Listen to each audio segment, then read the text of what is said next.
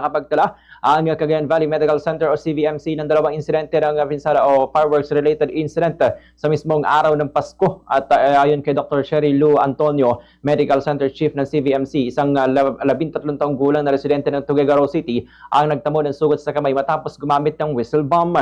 Hindi naman malubha ang kanyang kalagayan at agad na nilinis ang sugat at binigyan ng anti-tetanus injection. Samantala, mas seryoso naman ang sinapit ng isang 8-year-old na mula rin sa Tuguegarao City matapos ding gumamit ng whistle bomb. Marinding napinsala ang kanyang kanang kamay kaya agad silang isinailalim sa operasyon na kailangan ng pagputol ng ilang daliri nito. Batay sa isinagawang investigasyon, hawak kumano ng batang paputok ng bigla itong sinindihan ng kanyang kasama dahilan upang ito ay sumabog. Bukod sa mga insidenteng may kinalaman sa paputok, 66 na kaso ng road traffic injuries ang naitala mula December 21 hanggang 25.